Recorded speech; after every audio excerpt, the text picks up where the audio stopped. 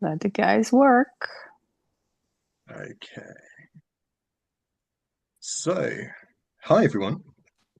Can you all hear me okay to start off with? Yeah. Yeah, amazing. Amazing, amazing, amazing. So, is everyone here, just out of curiosity, is everyone based in the UK or are there people internationally here? Okay. All UK All based. UK? All Yeah. UK based. Awesome. Awesome, awesome, awesome. So, before we get into the meaty stuff right now, I'm just going to tell you a little bit about who I am so you know who you're talking to and tell you about what tonight's going to be about. So, I'm Rossi. My company name is Rossi B, and I've been in sales for over 25 years. And I've been in a whole myriad of different sectors from B2B to B2C. I'm not going to bore you with all the different things I've been in, but sales has been my remit for quite some time. And I have found that since setting up my practice, my coaching practice, which specializes in emotional wellness, emotional intelligence, otherwise known as mindset, and business coaching, those two things often go really, really hand in hand. And there are so many blocks that we have in business and personally, so professionally and personally, that stop us from actually taking action in life. So there are two generic paths that some coaches take in how they practice what they preach. And I kind of do a little bit of both. So I do what's called a little bit of inner child healing, which is getting to the root cause of things, understanding what's actually happened, and then action, right? So creating a system that works for you so you're being put in action so you get the results that you want in life. So that's just a little bit about the work that I do. And what I will say is that this session is entirely for you. Okay, this is not about me, this is not about my ego, this is all about you. And what I mean by that, what I really mean by that is I'm going to make this a little bit more interactive and I want you guys to really participate if you would like to, only if you feel comfortable to. But there's no judgment from me. This is if you can be really honest and say what it is that's troubling you, what blocks you have, or anything in between. And it might not seem relevant, but just say it. There's no judgment from me. And I want to just ask that whatever anyone says right now, we're not judging anyone else. This is just about being a supportive group for one another. Okay. And the whole point of this is to I'm going to be a bit like a doctor, right? I'm going to ask I'm going to prod and I'm going to probe, and if things get a little bit uncomfortable, that's okay. That's all right. Chris, like I said, you've got a question. I'll come back to you in just 2 secs. Um, it's to prod and to probe, and if you don't want to answer, then you don't have to. But if you can participate, the more the better. All right, it means we're going to get more out of it. And if you can be a little bit vulnerable, I don't know if anyone's seen the TED Talk by Brené Brown. Anyone, I don't know if anyone's seen that at all, but Brené Brown's done the most incredible TED Talk on vulnerability. And if you want to grow as a person, vulnerability is the birthplace of growth. So if you can be a little bit vulnerable today, even better. Okay. So, Crystal, did you have a quick question that you wanted to say or ask? No, it's just in regards to the question around blocks and stuff. I think I used to, I don't do it anymore, but not after this weekend just gone. Used to get in my mind like so ready for a festival or a fair or, you know, a fair that I'm exhibiting at, and used to put a lot of pressure on it in regards to sales. Whereas, and then I'd sometimes do the opposite thing where, like, if you even make eye contact with someone, they're just like, oh, don't look at me, I'm not interested, sort of thing. So I think it goes two ways. Whereas now I think I'm just like more delving into my spirituality. I'm like, actually, it's a great product. There's value in what I do. It's handmade with love. And I really saw that over this weekend. I got like a few sales. I wouldn't have, I got what I got. I'm happy with that. But I just think now I've just let go of that weird, nervous, awkward energy. And I'm just like, it's fine. It's there. People see the value in it. They do. Um, And it's through engagement and asking questions, I think, that, you know, sales can happen, and I just don't put any pressure on it anymore. Like, that's what I've really learned, and it's taken me like 3 years and a bit to learn that lesson. I That's love it. that. I love that. Thank you for that share. That's awesome. Thank you. And we're going to touch on what you've just said a little bit later on in the session as well. Rob, how long do we have? Is it half an hour or an hour? You're on mute, Rob. Sorry. Rob, you're Sorry. muted. Hour-ish. Hour-ish? Yeah. Okay. Generally, I don't tend to, I'm very bad at this sort of thing. I just go until everyone tells me to stop. Okay, amazing. Right. Well, anyone can tell me to shut up. My wife does a lot, so you can just tell me to be quiet at any point. It's totally fine. So what I want to do, just to get, we're such a small group. I just want to get to know you a little bit. So I'm going to call out a name, and if you feel comfortable, just say your name, a sentence or two about what it is that you do for work. Your USP, I love that one. Your USP. What is your USP for your business? And we're going to come back onto USP a little bit later. And on a scale of 1 to 10, 1 being you don't enjoy it, 10 being really high, how much do you enjoy sales? Okay. And when you hear the word sales, what's the first word that comes to mind? So I'm going to pick out a name, and if you feel comfortable to, I'm going to go with Hannah first, if that's okay, because you've got your camera on and you're right next to me. I knew that. I knew that. Right. I run a tech company called Hi-Fi VR. We provide immersive experience for business people. A tech line, yeah.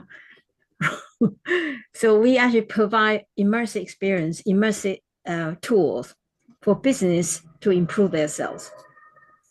We also provide AI commercials, help people to promote their sales. We provide service to help them to we'll make the commercial for businesses, and also help them to actually to market on TV. Beautiful, beautiful. And what do you, and what's from a number of 1 to 10, 10 being you really, 1 being you don't love it, and 10 being you really enjoy it. How much do you enjoy doing the sales piece? Now has gone up to 5. 5. Okay, that's a good number. Great. Used to be 1. Used to be 1. Okay, beautiful. And when you hear the word sales, what's the first word that comes up for you when you hear the word sales? You know, sales for me, I'm related to all these spam calls I'm getting. Spam calls. Okay, beautiful. Love that. Okay, I'm going to go next in line. I'm going to go to Zarika, if that's okay. She's eating. She's having her dinner. I did to see. He's eating, having her Zarika's dinner. eating. Go Okay. to, well, wait a minute, Zarika. Go pick the next one, Rossi. We'll do Zarika at the end. All right, Zarika, we want to know what you're having for dinner, please, later, okay? Let's go with Mitchell and Kenneth. Is that right? I can't see the full name. I see Michelle. Ken. Michelle and Oh, Kenneth. Michelle, sorry. Kenneth Michelle is and here. Ken. So yeah, we're here. So we are K&M Herbs, and we produce and package Caribbean herbal teas here in the UK. We sell everything teas and sea moss. I'm just trying to think, what else do we do? That's it, really. And when I hear the word sales, it's for me, it's like, but then I think my husband will do it. So Kenneth, he loves sales. When he hears sales, what do you hear? Money, hustle. He hears money, hustling. He hears customers, and that. And in terms of how much do we like it, 1 being like 10 it. is the 10. 10 out of 10, you know? So for my 10 out of husband, 10 it's for 10 out Ken. of 10. For me, it's like -1. Okay, beautiful. Okay, lovely. Just making some notes. Jane, would you be willing to share? Yeah, Jane from JT Bookkeeping and Payroll Services. I've been going since 2006. I'm a virtual bookkeeper, so I work from home virtually over the internet. Use different softwares that are all in the cloud: Xero, QuickBooks, Free Agent, just to name a few, Sage. I help small and medium-sized businesses. One of my medium-sized businesses has got a turnover of 750,000. Other ones are smaller. When I hear the word sales, yeah, I'm like everybody else. Not a salesperson. I started a business to obviously be a bookkeeper. Well, I've been done accounts since I left school. Probably a 3. Yeah, you do have to be a salesperson in business, obviously a marketing manager in business, and so many different hats. So, yeah, that's me. Amazing. Thank you, Jane. And Salisha. Hi, Salisha. Would you be open to sharing Hi. anything? Yeah, hi Rossi, how are you? Lovely to meet you. And you? On here today. Thank you. Okay, so what do I do? So I specialize in home fragrance products, all handmade, and gifting sort of products. So in essence, got two different businesses, and I'm sort of running both of those out of one space at the moment. My scents. So what I actually do is hand poured candles and chocolate bouquets and home fragrance products. And my scents are inspired by famous perfumes. So that's my niche. I go down the whole boss babe energy vibe. And my The whole what, sorry? brand The it's the what vibe? boss babe energy vibe. So my brand's called Love Candles, and I'm sort of targeting the people who, the ladies who are all sort of very career driven and enjoy. So all of my candles are all named, in line with those names of, I don't know, like Boss Babe and, names like Mr. Successful and things like that. So I've got a very positive vibe, and that's the sort of niche that I'm going down with my brand, my candle brand. And then I also do chocolate bouquets, which sits separately. So yeah, so that's basically the business element. I run that on, so I do that online as well as in a little store, which I've got set up local to me. Um, in terms of sales, how do I feel? When I think about sales, I think about it doesn't scare me. I wouldn't say it scares me. Um, I don't know. I don't have any fear of it, but I think I'm constantly thinking strategy. When someone says sales, in my head I'm like, wait, what's my strategy to bring in more sales? It excites me. Sales excites me, and people walk into the store, I kind of can get a vibe as to whether they're going to buy or not.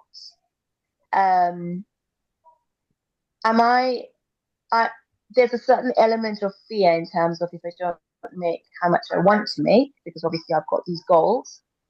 But yeah, what did you say, Rossi, about 1 to 10? Like, how do I? Is that a fear So factor? 1 to it's 10. not so much, it's fear to the other extreme of being really excited, right? Yeah. It's one being really fearful of it, and 10 being super excited about sales. So 10 is super excited, 1 is really fearful. Yeah, I'd say I'm somewhere I'm like quite high 9. beautiful. Yeah. Beautiful. I love that. Okay, amazing. And thank you so much. And I've got to ask, 'cause it's going to bug me. 1 vodka, 2 vodka. What's the next bit? 3 3 vodka. vodkas, and then you can't see anymore. It's all a blur. Oh, okay. I said 3 vodkas, drop dead. One Not dead. vodka, 2 vodka, 3 vodka, drop dead. Yeah, drop dead is the final bit where you can't really read it anymore. I love that nice calming energy that you've got there on the t-shirt. That's beautiful. Yeah. Okay.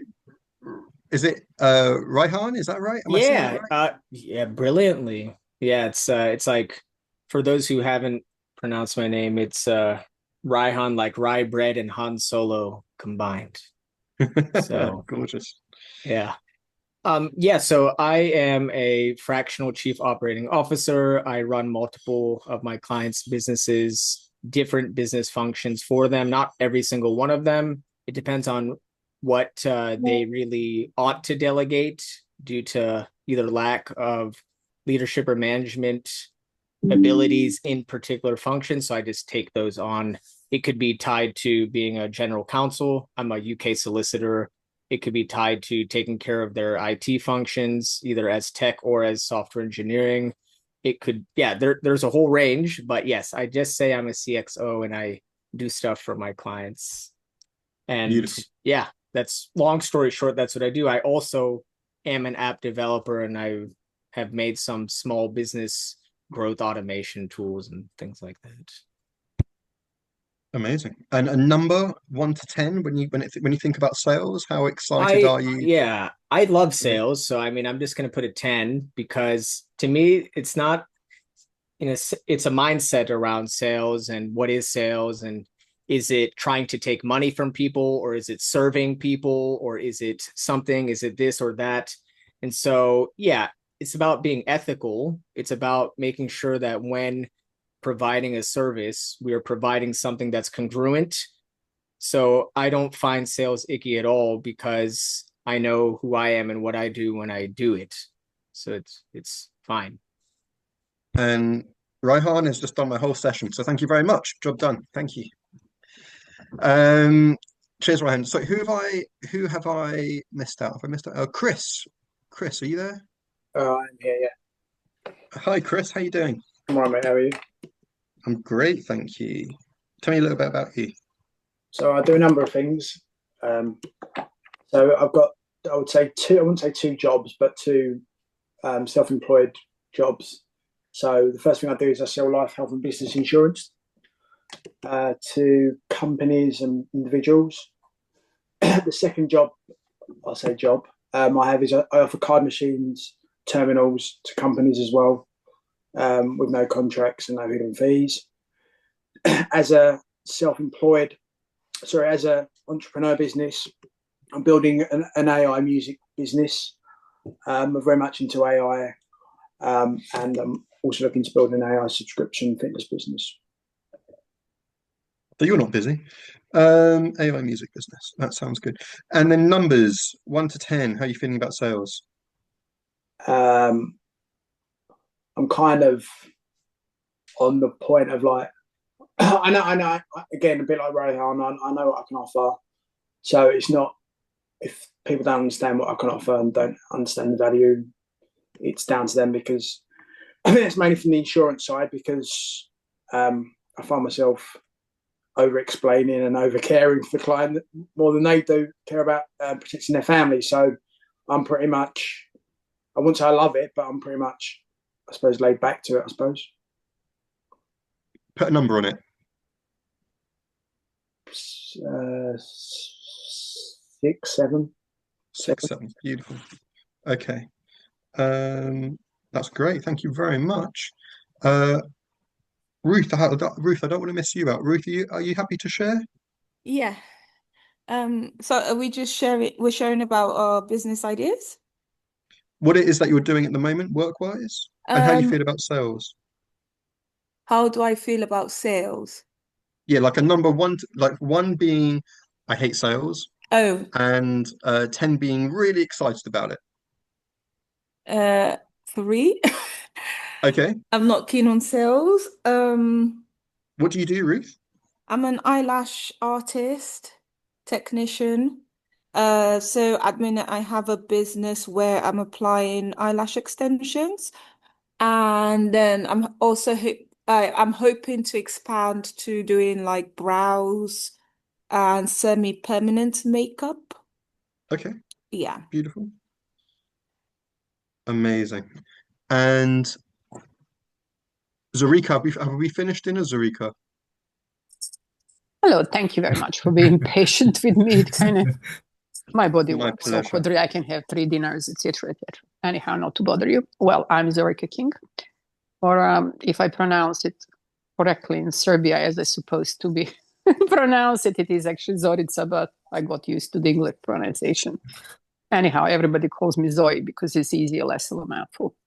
What do I do? I'm a holistic body transformation coach specializing in women over 45 and helping them overcome difficulties of female aging.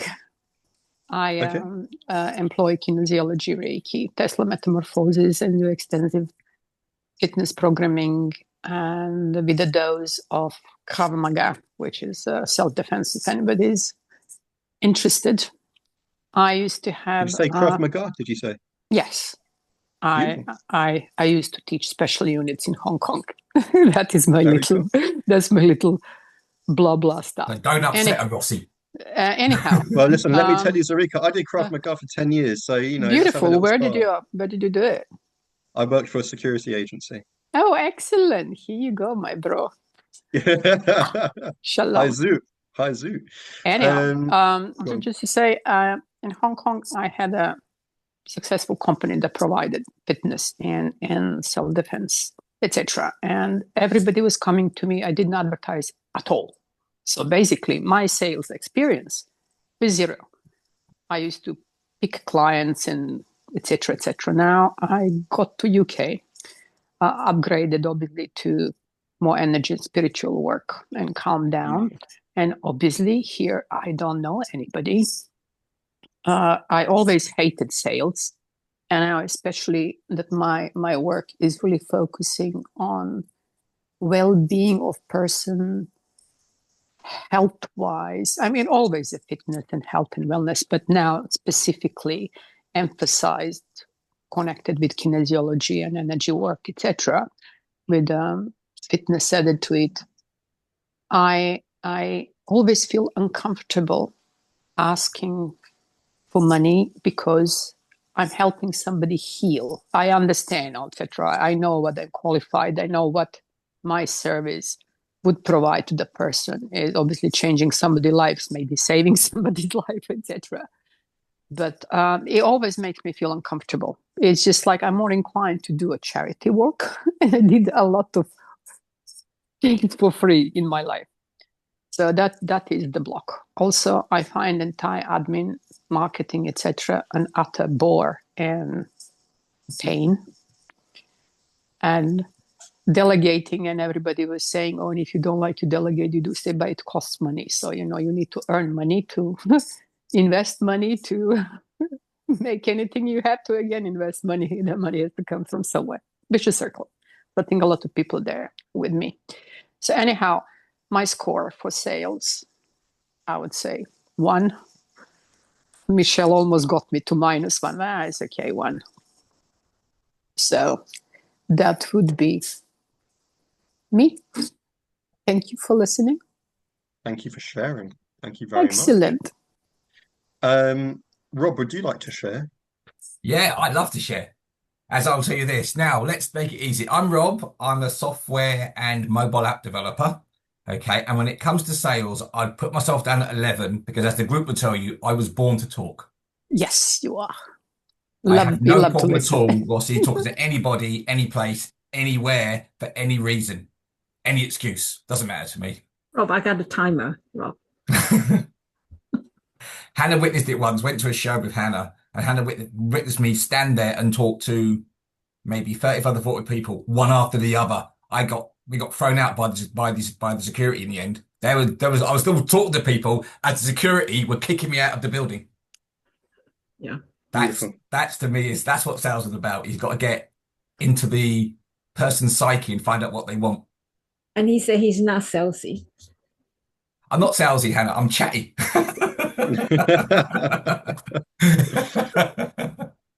I love that. I love that. Thank you, Rob. I don't think I've missed anyone out. I think we're No, good. I think you've got everybody. Crystal, you said that you're pretty confident around sales. You've had a bit of a mindset shift, which was lovely. So that was really helpful. Do you Yeah. want to put a number on it, Crystal? I I would say kind of like a 6.5, maybe now after this weekend. I'd also say in terms of my business, obviously, like I do the crystals and the lights together in bottles, but it's actually going to be redefining my services.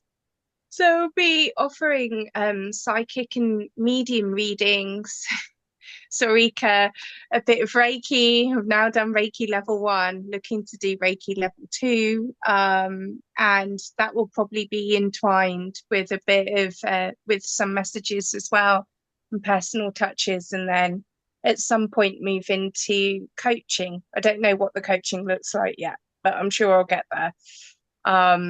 So yeah, so that's that really. Amazing. Thank you, thank you, thank you. Okay, so I just wanted to go and explain a little bit around the mindset psychology of sales, generally speaking. Okay, now this isn't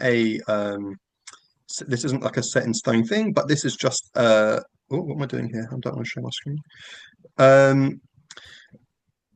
It's I want to talk about why people generally don't like sales. Now,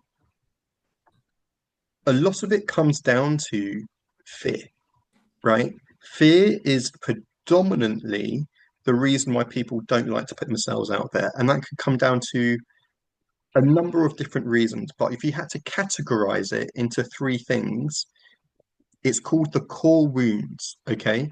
Now, the core wounds uh, that we are brought up with at some point in our lives come down to three things. There's betrayal, there's abandonment, and there's rejection. Now, rejection tends to be the most common denominator when it comes down to fear. So the fear of rejection. We are fearful of being abandoned. We are fearful of being betrayed by someone. Okay. Now, just to understand that might give you a little bit of clarity to understand that perhaps something happened to you earlier on in life where you felt rejected or betrayed or abandoned. And the reason why, and there's a beautiful story that in fact I may share it with you later on, is around why we become fearful, right? So we become fearful of doing sales because we don't like the feeling of being rejected. Okay, we don't like the feeling of being rejected. We don't like the idea of the thought of being rejected. Now, the way that I perceive life and our being generally is we have four zones. We have four of us. We have four entities of us, right? We've got our outer shell. Okay, we have what I would call your mindset, your brain, which creates thoughts. We have emotions, which creates sadness, joy, happiness, anger, frustration, etc., etc. Then we have something called somatics. Anyone know what somatics are? Somatics? Anyone know what they are? No? Somatics are the sensations that happen within us. Okay. And if I were to give you an example, most of us have heard this expression. Somatics are the sensations that happen within us. So, for example, I have butterflies in my tummy, right? That is a sensation that happens within us. And sometimes when we get these sensations, they are so uncomfortable that we try and disassociate from them. And when we feel rejected, often what comes next is a somatic sensation, and we try and disassociate because we haven't been taught normally how to feel, how to be understood by that part of us. Okay, so that in itself is just a really just simplistic view as to why we don't do sales. So that's just a little bit of the psychology around why we don't like doing sales. I'm going to talk about how to go to the next steps in a minute. But before we do that, I just want to understand from people, okay, from a business perspective, who has a sales plan? And you can type in the chat if you have a sales plan, yes or no, please. Type in the sales. Have you got a sales plan? Let's have a look what you were saying. Raihan, yes, beautiful. No, no, yes, beautiful. No, a mixture. Okay. Anyone here got a marketing plan?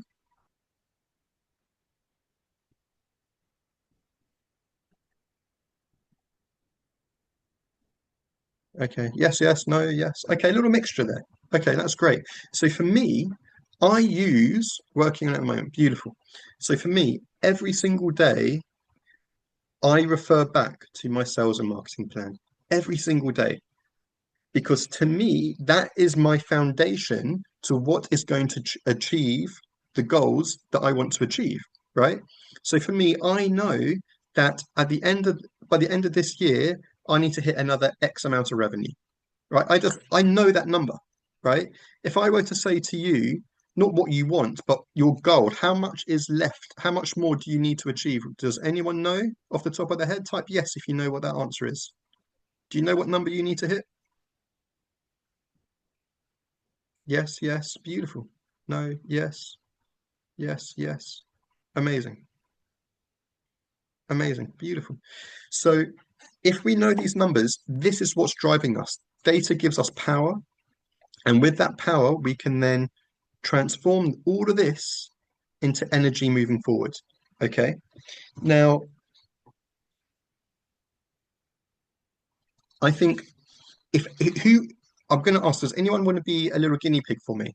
Because I want to just ask if we can talk about someone with a yes or a no. Crystal, beautiful. Thank you, Crystal. Thank you, thank you. Or is that Crystal, you saying that you want to be a guinea pig, or you got a question? No, I'm happy being a guinea pig. Sorry, my mum's just knocked at the door. Can you just give me 2 seconds? Yeah, of course I can. Off the Of course I kitchen. can. Okay, so while we're waiting for Crystal, has anyone got an idea as to how they are going to achieve their financial target for the Sorry, end of this year? I'm back. Okay, that was quick. Crystal, Yeah. I'm going to ask you a question, my love. How are you? You don't have to answer this if you don't want to, and you can say no or just make up a number. It doesn't have to be real, okay? Make up a number, okay? It doesn't have to be real. What is the number that you want to hit for the end of this year? Make it up. I don't even know if it's like realistic. It sounds so ridiculous. Like, let's just say 41,000. £41,000. Okay, fantastic. So what's your sales plan for that? What's your marketing plan for that? Yeah, I need to go back to the drawing board for that.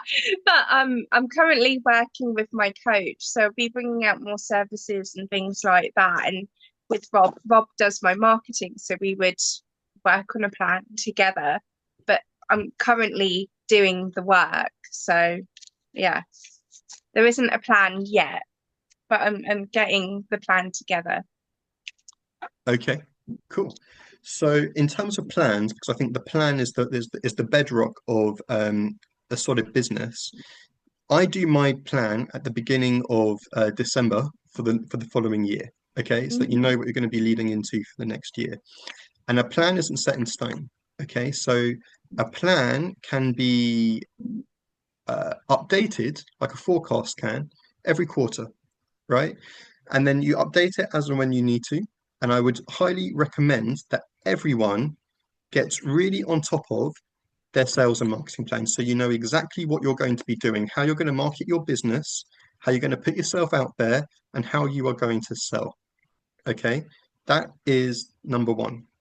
Now, Crystal and Celicia, from my understanding, you sell very similar products, right? Home fragrance, candles in the same sort of sector. Yeah? Is that right? No. But we So No? yes, Alicia, you go. I'll say mine. So there's a bit of crossover because what I do is crystals in my candles. So that's one sort of Okay. collection that I do. So I did it in New Year where I did like a sort of manifestation range of candles, manifesting different things, i.e., love, wealth, I don't know, whatever you want, anxiety, crushes, and energy infusers, and that sort of thing. So I think we cross over, and that Crystal does like decorative bottles with crystals in it. So I think with that one candle and her product kind of has a bit of a link. I think there's a bit of a crossover in the fact that it is like crystals, and there is, themes of energy going around, because there's obviously a lot of energy coming off the crystals and the lights. In that way, she just has the crystals and the candles and the manifestation. With my products, they have manifestation qualities as well, coming from the crystals and the lights, actually. So it's similar in spirituality, if that makes sense.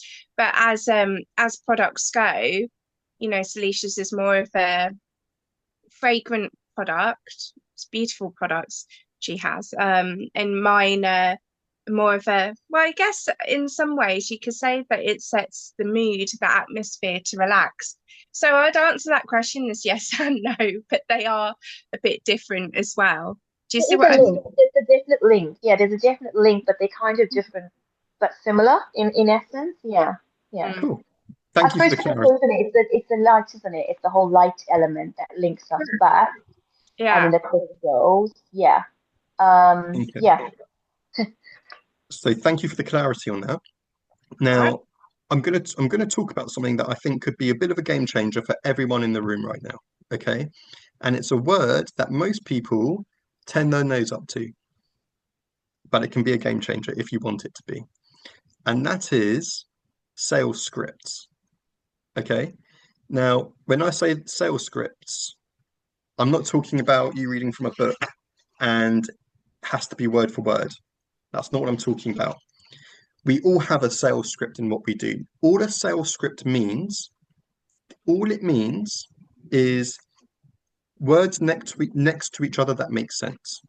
Okay, that's all it means. Now, when it comes to scripting, we either have an unconscious script or we have a conscious script. An unconscious script is, I'm kind of know what I'm going to say, not exactly sure. I'm just going to vibe with the person at the other end and hope that it resonates. Yeah. And that's the unconscious script. A conscious script is you are tracking everything that you are saying. And if you can, you're recording all of the things that you're saying as well. All right. And you're listening back to your sales calls. And what we're doing in that moment is really digesting what questions we're getting, what objections we're getting, how we are delivering it. That is so important, how we deliver it. I remember once I was coaching a guy and he said to me, yeah, I can record my calls. And he recorded one, we listened back to it. And I said, right, we listened to it. And I said, right, what do you think of that? And he said, yeah, it was okay. And I said, did you have any energy in what you were saying?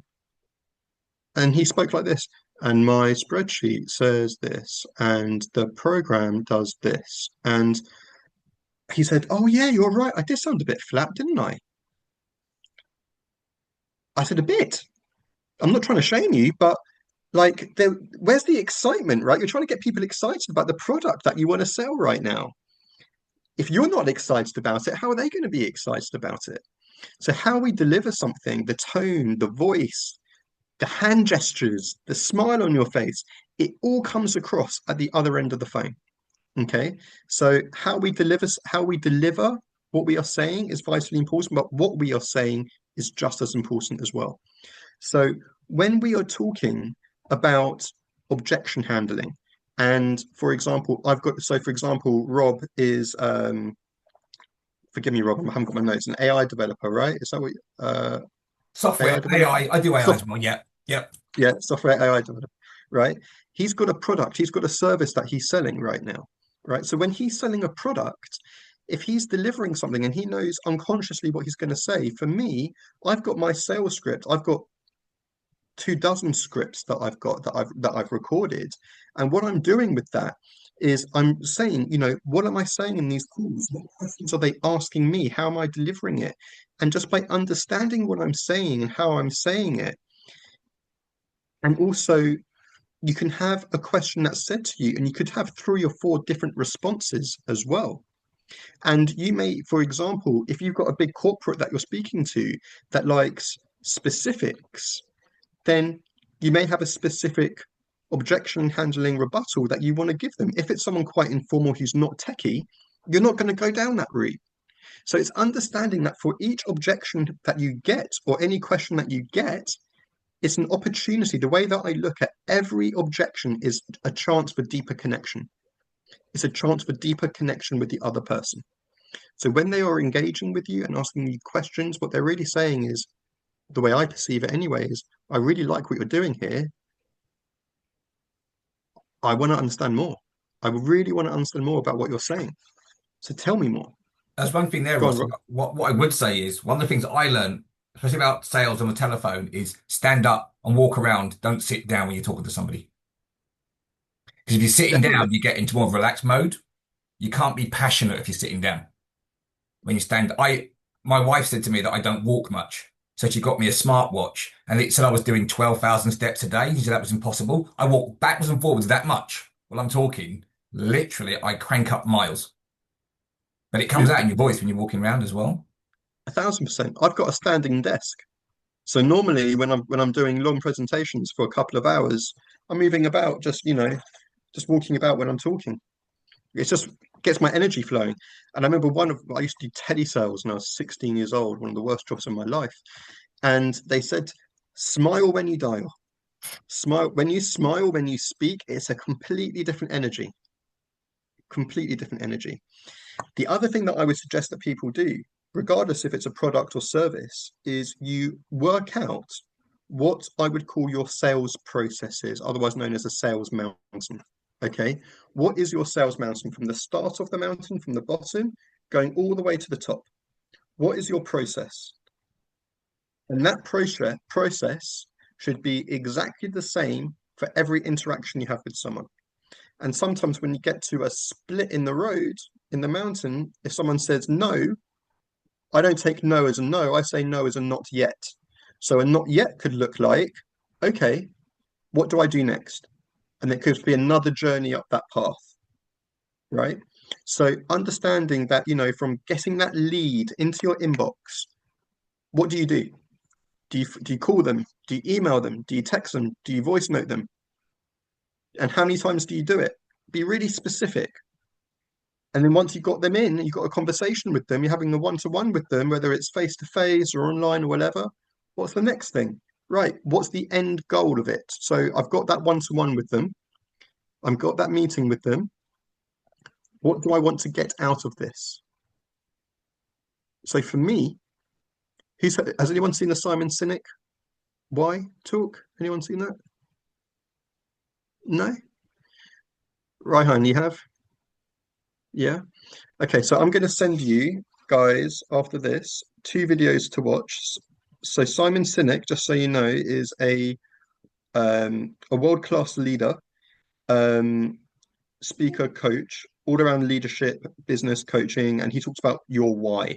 Okay, your why is understanding why you do what you do for your business, and he gives a beautiful example. Like, what is the big dream for your business, right? It's not how you do it or what you do, it's why you do it. Okay, so he gives a beautiful example. Martin Luther King, right? Martin Luther King's speech, he says, I have a dream that one day this kid, that kid, right? That's the why. He's doing what he's doing because he dreams one day people are going to be doing this. What's your big dream? What is your big why? Okay. So when you understand what your why is in business, I've just realized, what time is it? We started at 7:30 or 7? We started 7:30-ish. Oh, fine. Okay. 7:30-ish. Yeah. Okay. So understanding what your why is really important. I've got a bit more to say, so I don't want to keep you guys too long. Understanding what your why is really important. So for me, one of my whys, I've got a couple, but one of my whys is I want every interaction I have with someone to be really meaningful. Okay. I want every interaction that I have with someone, I want that person to be my brand ambassador. So that when they leave any interaction with me, they're like, God damn, that Rossi, he is bloody awesome. He really cares about what I do. He really cares about my business. He cares about me personally and professionally. I'm going to tell I'm going to tell all my friends about him. So one of my whys is I want people to understand that I am there for them. I am there for them. That's the level of service I want to give to every single person. That's one of my whys. Okay. The other video I'm going to send you guys is the Brené Brown vulnerability talk. This is what I was talking about right at the beginning about through vulnerability comes growth. So that's the other thing. Now, in terms of Raihan said it beautifully earlier about sales and how he is putting himself out there. For me, sales is about service. It's purely about service. If someone says no to me, right, I have the mindset until they actually tell me, stop messaging me, I'm going to keep on going, right? Because to me, it just means not yet. So I was going to keep on going with these people. I don't take it personally because I know, and this is key, I don't take sales personally because I know that whatever I do in my work, I'm doing from a place of love. I know that my product and service is there for someone to benefit from. It's as simple as that. And if they say no, they're not saying no to me. The way that I see their no is they're just not ready for it yet. They're just not ready for it. If you've got a candidate, if you've got a product, they're not saying no to you. They're just saying, now's not the right time. So don't take things personally. It's not a rejection of you. This is what I was talking about before, about why people tend not to like sales is because of the fear it creates within us, the thoughts that it's creating within us. Sometimes, again, I'm not a thick coat of armor. Some days I do have, oh shit, it's my 200th no today. It's taking a bit of a toll, right? But then when I realize that it's not actually about me again, and it's just about them, I understand that. I don't take it personally because it's about what's going on for the other person. Maybe there's some learning for me to do in what I've done, right? So there's no winning and losing in sales. There's only winning and learning. Rossi, could I just jump in quickly with what you Sure. said? 100% agree with you because I have that in my store. So people will come in and they'll have a sniff around and they'll pick stuff up. And you kind of like in your head, you're like watching them thinking like, what are they going to do? And it can be quite upsetting when you think, oh, they're not going to buy from you, and it could sort of really mess up your mindset. But what I've noticed is exactly what you said. People will come in, they'll have a look, and they may not buy, but because you're so positive and you have they have a great experience with you, they come back. So exactly what you said. Don't get upset about it. Don't get messed up in your head about, oh, your stuff is not good enough. Just remember, they've taken notes, they've built connections, they'll come back because I'm getting that a lot that's happening. So it's a good mindset to have because I think it's very easy to get into, oh my God, this stuff is so shit, like no one likes it, no one's gonna buy it, and then you spiral, don't you? You start like spiraling in your thought process. I think it's a really good mindset to just believe that you have something really good quality and people love and they will be back.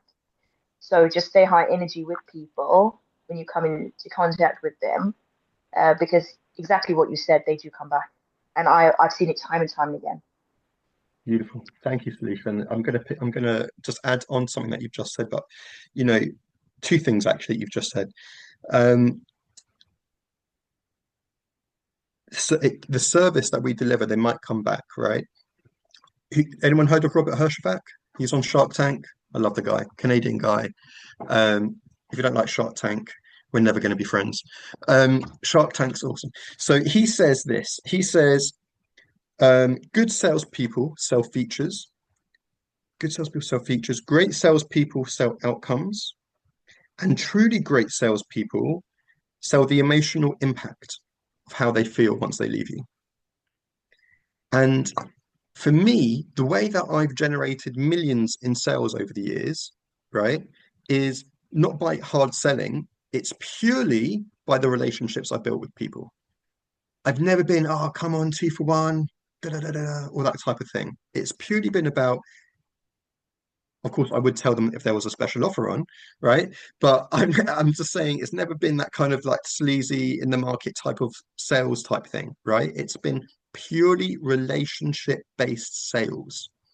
And if you can deliver a good quality relationship in that brief to long interaction with someone, they will remember you. They will remember you. There's one guy in America, Joe someone or other, I can't remember.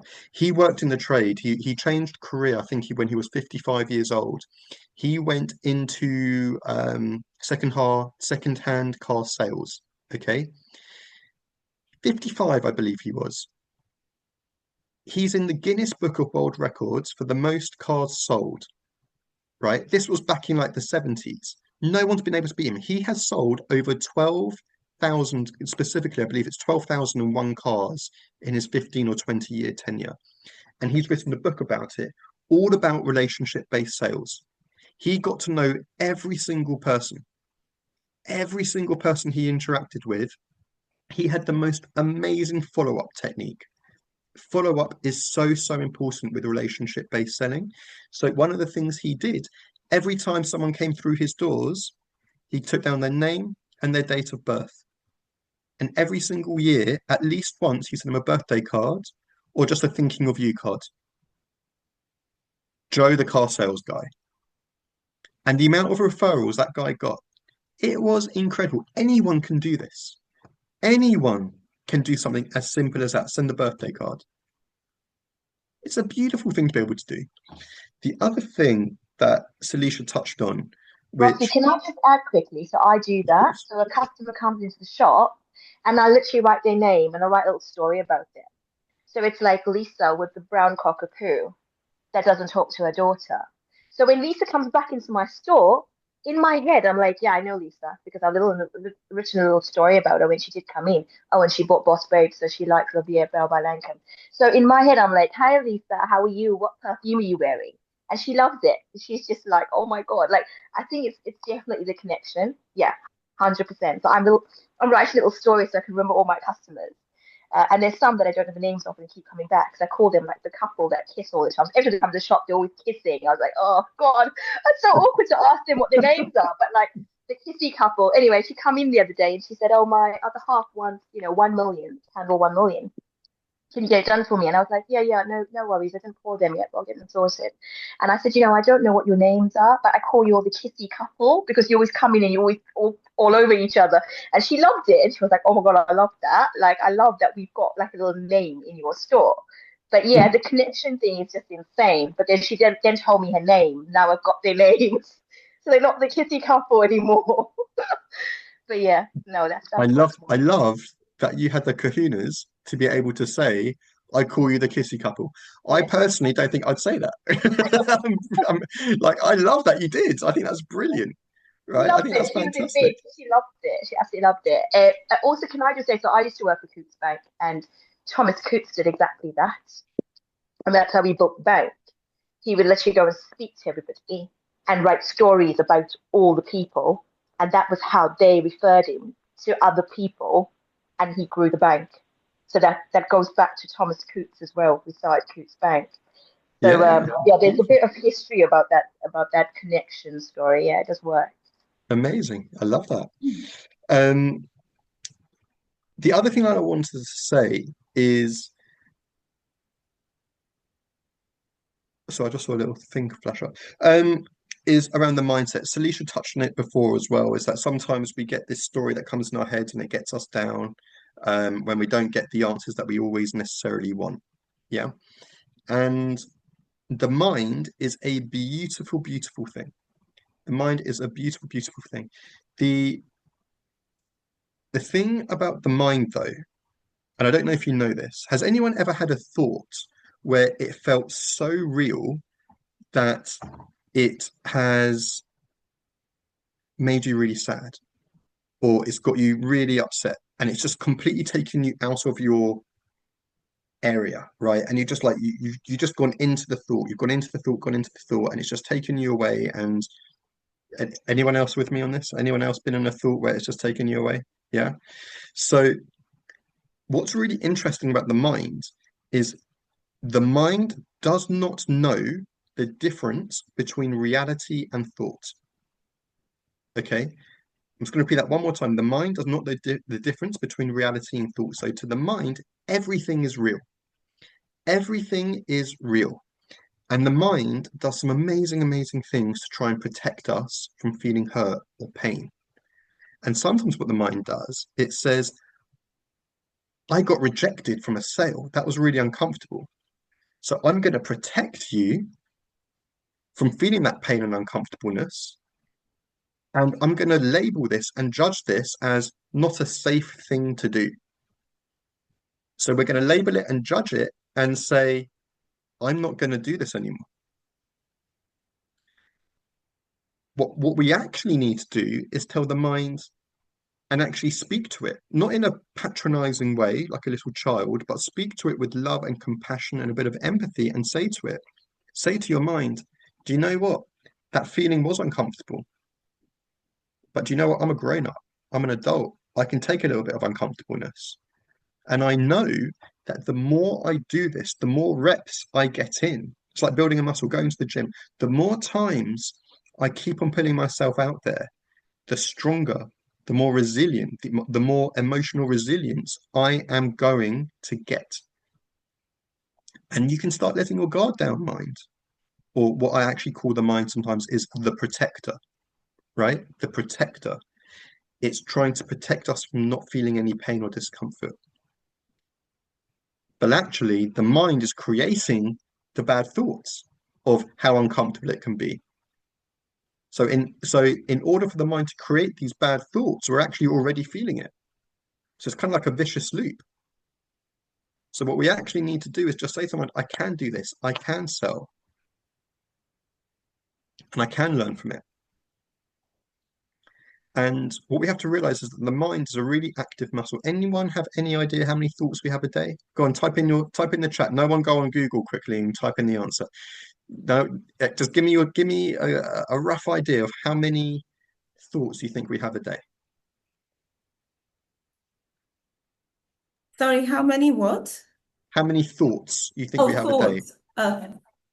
500, 100, 500, 100, 1 to 10K. You can't spread bet, Rianne. Yeah, that doesn't seem fair. That's not fair. I'll go with 10K. 10K, 15K, 15,000. Wow. Okay. Anyone else? Is that everyone? Okay. None of you were close. We have, on average, 60 to 70,000 thoughts a day. Okay. 60 to 70,000 thoughts. A lot of them are unconscious. Like I'm moving backwards and forwards now in my chair. That wasn't a conscious thought, right? We have so many thoughts that just happen every single day that we're not conscious of. The mind gets so busy. The mind gets so busy. And what I have found that has helped me massively, tremendously, is our mind gets so full, right? We get mindful so much. The mind gets so busy that actually what we really need to do is become more mindless. More mindless. And what I mean by that is come away from the thought, come away from the head, come more into the body. So I don't know if any of you do any grounding or meditation or what your self-care and your self-love piece looks like. But for me, I know that if I'm having a day, and I do get these days where I'm just like, do you know what? No more sales, no more outreach, no more business development. What I'm actually saying is in my mind, I have hit my upper limit, right? I've hit my ceiling. in that moment. And I'm just not able to what I would call regulate myself. Okay. So I spoke to you before about one of the things that I do is look at systems to create action, to create results. This system, one of the very first systems I always look at is what I would call your central nervous system, right? Because your central nervous system is the piece that holds everything together. And when we're feeling overwhelmed by sales, or when the mind is saying, no, no, no, don't, what it's actually saying is that you've hit your ceiling. There's not, I don't want to do this. And what's needed in that moment is what I call self-love and self-care. That self-love and that self-care piece is the most important thing. And when I've got quite a lot of clients, and so many in Bajisho training, it is mentioned, not mine, thoughts just flow. Right, beautiful, right? It's understanding that we've just hit a level right now, and what we need to do is regulate ourselves so that we can come back to being in our true power, so that we can take action to get the results that we want. So a bit of homework for you, okay? Just before I wrap up, is I would like for you guys to think about what your self-love and what your self-care looks like. Okay? Come up with 3, 4, 5 different things that you know that when your mind is just saying, no more, I can't do this, actually what we're saying is, I need to slow down. Slow it down, come out of my mind and just slow down. I've been coaching this guy for a little while now. He is a 6'6" exec rugby player, suit and tie, really like grr man, right? I use that tone a lot. Grr, right? Manly man. And we were talking about it, and his emotional intelligence levels was really, really high. And I said to him, what do you do for your self-love and self-care? And he said, do you know what I do, Rossi? I get my pillow, I lie on the floor and I cuddle my pillow for 5 minutes. And I was like, that is a man that is in his power and knows how to look after himself. You don't get more manly than that. A man that can look after himself is a man that can look after his business, his family, his kids. That is the pinnacle of self-love for me. That is the epitome of self-love. That's amazing to me. So when you are dysregulated and you need to come back to you so that you can hit your millions and rev like that guy was, it's understanding that I know I need to look after me. And one little exercise that I'm gonna just show you quickly. This is something that I do 20 to 30 to 40 times a day. Okay. This piece of paper, I don't know if you can see it. I could just explain it. It's just a piece of paper with a line through the middle. Okay, that's all it is. Now, underneath this line, yeah, is what I would call, we are coming from a place of anger, frustration, closeness. We are not willing to see the wider angle. And normally from under this line, below the line, right, ego comes into play. Ego has a massive, massive control over us when we're below the line. We're not willing to hear anything constructive. It's, I'm going to dig my heels in the ground and I'm going to prove to you that I am right. I don't care what you have to say. That's below the line. Above the line looks like I'm open, I'm conscious. I really want to hear what you have to say. I'm not going to take it personally. What I can hear that you're saying right now is there's some room for improvement, right? I'll give you a personal example. When I'm below the line and my wife says to me, Rossi, you left your plate out again. I'm like, oh, for God's sake, she's having another go at me. From above the line, it's, oh, she's just reminded me I left my plate out. I just need to put it away, right? And then what I do is that I ask myself 20, 30, 40, 50 times a day, even when I'm going into a meeting, when I'm picking up the phone to a phone call, and I'm saying to myself, where am I right now? Am I below the line or am I above the line?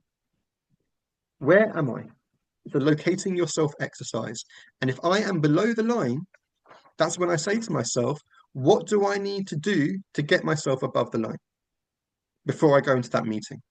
For 10 seconds, for a minute, for 2 minutes, whatever it may be. Do some deep breathing, whatever it is. Because with the right mindset, you're going to be a lot more effective than when you're not. And just one quick story that I'll share with you, actually. I don't do a lot of Facebook posts, but I did one last night, and it was good fun, actually. I don't often do them. But yesterday I was having a very unproductive day. Really, really unproductive day. I woke up with the best of intentions. I'm going to do 200 outreaches. That was my goal. 200 outreaches for the day. And no, sorry, 120 was my goal for the day. And for the first 5 hours, zilch, nothing. And I'm just in my head, I was below the line. I was saying, what the hell is wrong with me? What the hell is wrong? Why aren't I doing anything? Like this is weird. I'm a sales trainer. Why aren't I doing any sales right now? And then I had like this epiphany. I said to myself, do you know what I think I need? I am exhausted. I need to have a little nap for an hour. And then I had this battle in my head, right? This war that went off in my head. My mind was telling me, how dare you take a nap for an hour during the working day? Who do you think you are? You've got a wife and kids to support. You've got a business. You've got your financial goals that you want to hit. How dare you take a nap? And I thought to myself, and what if you take a nap and you're still unproductive? You've just wasted another hour. And then I just calmed myself down. I took some deep breaths and I realized that actually I'd much rather look after my well-being in this moment for an hour, have a nap, see how I feel. So I made peace with the fact that I needed to have a little sleep. And when I woke up, for the next 3 hours, I did 165 outreaches and got some amazing responses. I never, ever would have got that if I didn't take my sleep. Never. Because I really came into who I am as a person to understand that that's what I needed in that moment. So your self-love and your self-care, even if it's not just about business, just understanding what you need in your life any day, keep on doing that for yourself as well. It's not just about professional work, it's about what you need personally as well. So that being said, I've gone a little bit over. All I will say is if anyone would like a little bit of my time, I will happily gift you half an hour, whatever you want to go over your marketing plan, your sales plan, your sales scripting, your sales process, your sales mountain, how to overcome objections, how to come up with some new ideas, anything at all. I'm very happy to gift you some time. Just message me. I'm in the group and happy to serve you in any way that I can. Thank you all for being here. Sorry, quick question. Is that free or have you got to That is completely free. Okay. There's no charge to that. It's my absolute gift to all of you. Oh, great. Oh, thanks. And sorry, I do have a couple of questions. Oh, sorry. Yeah, I should have said. Let's do a Q&A. Rossi's already Bye. gone. See you later. See you later, everybody. Bye. Bye. Go on, Krista. What's the question? So the first one, what was the book? You said there was a book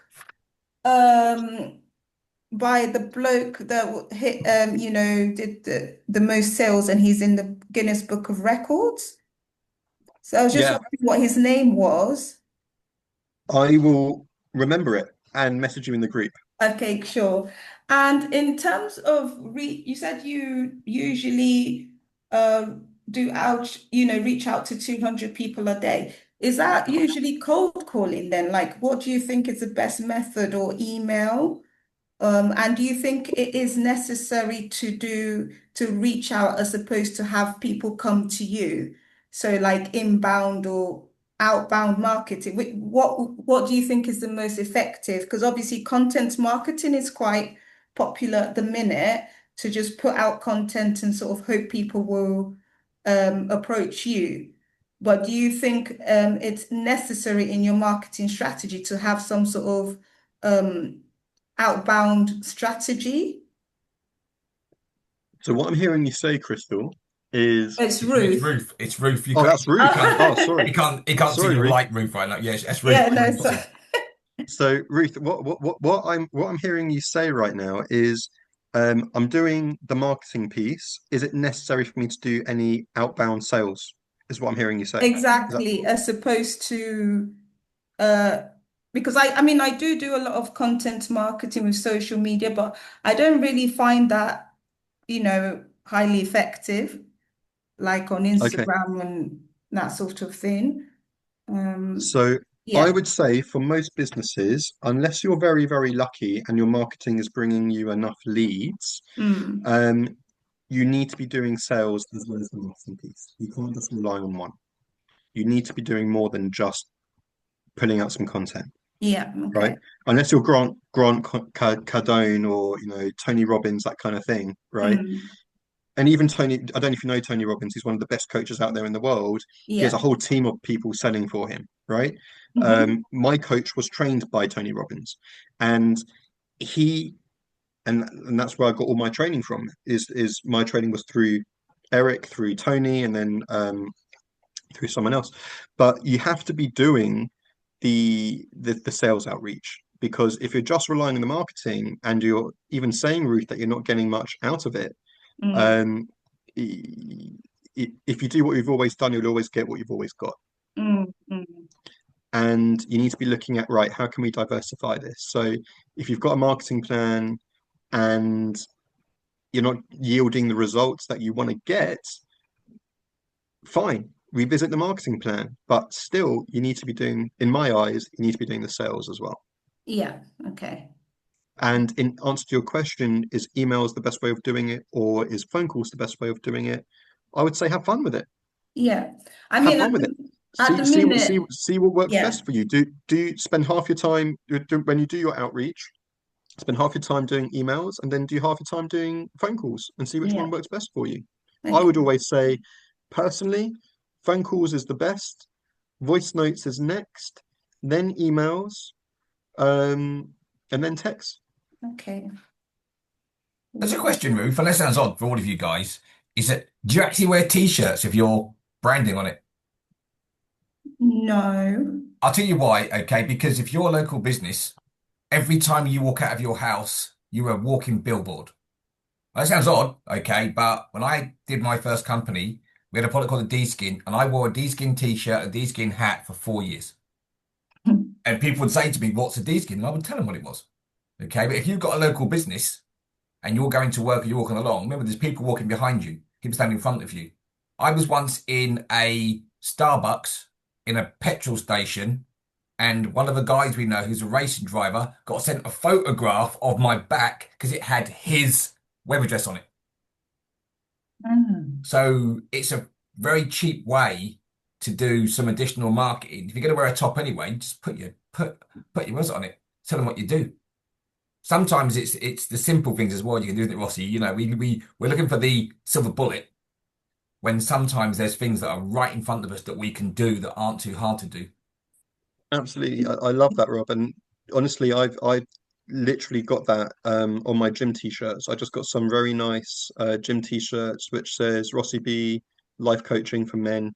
That was something that I did a couple of years back. And I just wear them, and I get a couple of guys coming up to me every now and then just saying, "Oh, well, for men, life coaching, what is that?" And I just have a chat with them. I have a chat with them. But yeah, marketing on your t-shirt is a great thing to do. Absolutely. Maybe not on your £10,000 suit, but see where you go. Ruth, does that answer your question? Yes, thank you. Thanks a lot. Amazing. Thank you. Crystal. Hello, my love. Sorry, I muted myself. I just wanted to say fabulous talk. I really enjoyed it. Thank you for that reminder of self-love, and just to know that you struggle. I think it's a very common thing. Everyone struggles. I feel I've been unwell the past few days and feeling a tad bit sorry for myself. But anyway, and even if I have an hour off my work, half of my brain goes, you should be doing this, you should be doing this, you should be doing this. And I'm like, I'm trying to turn that bit of my brain off to go, you need a break, you need to rest, you need to recharge, because you're not going to be productive. It's not good to keep going and going and going and going, because it's burnout. And it's something I'm really Crystal, looking may I to. ask you a question with what you Yeah, just said? yeah. So the voice that comes up for you, Yeah. right? That says you need to be doing X, you need to be doing Y, you need to be doing Z. Whose voice is that? I feel like it's Your my ego, brain. honey. It's my little evil brain going, oh, it's actually I know my winning formula. This relates to early childhood experiences, is to work harder in whatever aspect of life that is. And in my business, I can just sit there quite easily and work on whatever it is, accounts for a day, or, whatever, just taking that as an example, and not peer up from my computer. And I could sit there for an hour or hour and a half and just not put anything onto my word pad or whatever. And it's so frustrating. So I'm having this conflict in my head going, you should be doing this and that. And now I'm going, no, shut up.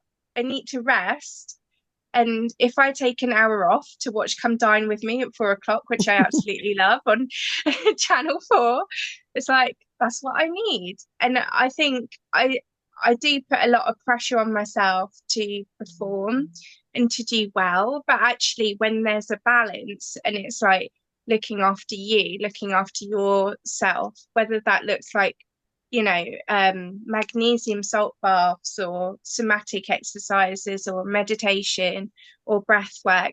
It's just me coming into my spirituality a bit more and pulling cards, and the spirit guides are going, rest, God damn it, rest. And I'm like, okay, sorry guides, didn't mean to piss you off.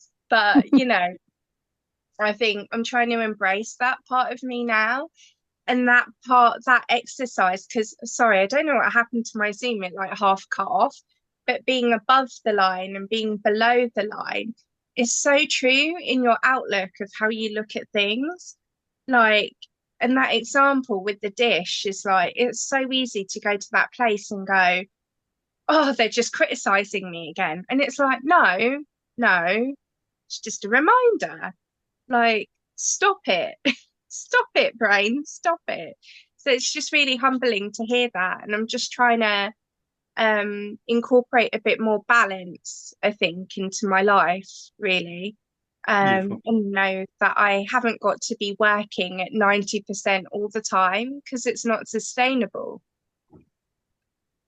I love that. There's just a couple of things I just wanted to expand on. And I love the fact that, Crystal, you said, I put a lot of pressure on myself, right? Because then you know that the pressure's coming from you. Yeah. So whether you know it or not, that is a unconscious or a conscious choice, right? So you can decide how much pressure you want to put on yourself. Yeah. You can decide how much pressure you want to put on yourself. And you can also say, what level am I going to play at today? For me, I've made a commitment to myself that I play at a level 7 every single day out of 10. Sometimes it's a level 8, sometimes it's a level 9, but I'm not going to play anything less than a level 7 every single day, right? And that is how I alleviate some of the pressures, by understanding that I know how much love and effort I'm going to put into my day. The only other thing that I wanted to say, which I thought was really interesting, was when you said, when the mind is telling you to do things and you're like, oh, just shut up, mind, right? Even if you were joking or not in how you were saying it, or maybe you weren't joking, but that is what I would call self-shaming. Okay. Like, it can be so subtle. Okay. And when we do something as simple as that, just by saying, oh, just shut up, or just leave me alone, or I don't have the time for this. Okay. Rather than coming from a place of fighting it, in fact, I'm going to just pause there. There are 4 responses that we have to things in life, okay, when we are below the line. Okay. Below the line, the 4 typical responses that we have, I'm sure you've heard of at least 3 of them, is the fight response, when you fight or flight response. Everyone heard of them? Yeah, fight or flight. The third one is called freeze, where we don't know what we do and we just stand there. And the 4th one is called fawning. Okay, now this is very, very typical in men. and I was a heavy fawner, heavy fawner. And what fawning means is people pleasing. Okay, people pleasing. And when we people please, we're not doing what's right for us, we're doing what someone else says. Okay, so I just wanted to explain those four things. So what you're saying, Crystal, in what you were just saying before, is the whole shut up thing is coming from a fight response. Yeah. Okay, that's from a below the line level. Yeah. So what we need to do, what I would suggest that you do, is go from above the line. Yeah. And above the line response can look like coming from a place of love. Mm. So what I say to myself, and I spent a long time doing this because it's the mind doesn't want to change always. And what I said to myself when I realized how much I was, how heavy this inner critic was, how heavy this self-shaming piece was, the first thing that I started to do was just acknowledge how many times I was actually doing it every day. Just become aware of how many times I am just doing it. The next step to that, which can be a week, a month, whatever time frame you want, there's a few other steps, but just to give you the first two as a little tease, is just to accept the fact that you do it, right? We're not shaming ourselves. So when we realize that, I've just said, oh, just shut up and get on with it, right? We're not then going, oh, I can't believe I just self-shamed again. Yeah. Because what we're doing by saying that is we're self-shaming the self-shame. Yeah. Right. So what we need to do is just accept the fact that, oh, do you know what? I just self-shamed myself right now. Okay, just accept. Okay, I just did that. Okay. All right. The next step, which is what I was just telling you about, is meeting it from a place of love. And the way that I do that is when I realize that I'm self-shaming, I just say, oh, I just called myself an idiot. That's acknowledgement and acceptance. I'm not going any more deeper than that. And then the third step is what I'm going to do right now is just realize that I'm saying to myself, I call myself an idiot because that was some old programming right there. That was some old programming. And what I need to do is just say to myself, I'm not an idiot. I'm actually a really smart person. And I love myself. And I'm not going to call myself an idiot anymore. Thank you, Rossi. Like, that helps so much. I must do this consciously, unconsciously, like 90 times a day, probably even more than that, if I'm being honest. And I've always been, like, consciously, unconsciously, maybe childhood programming, I don't know. Like, I've done this a lot throughout my life. And when you get the feedback from people, you're just like, oh, hang on a minute. It's not one or two people saying this. It's like 20. I need to listen to it. And I'm trying to catch those moments where I'm not talking kindly to myself, and I'm trying to change it. But that's more conscious programming and making a conscious effort to do it. Because I would never talk to someone else like that. And if I was one day coaching someone else, I would never ever talk to them in that way. So I think, why do I talk to myself in that way? Yeah, 100%. 100%. If we wouldn't talk to someone else like that, why would we talk to ourselves like that? Yeah. That's the thing. And to me, in the most loving way possible, I put that boundary in, right? I put that boundary in. I'm not going to do that anymore. Yeah. That's a red line for me. No more of that, please. No more of that.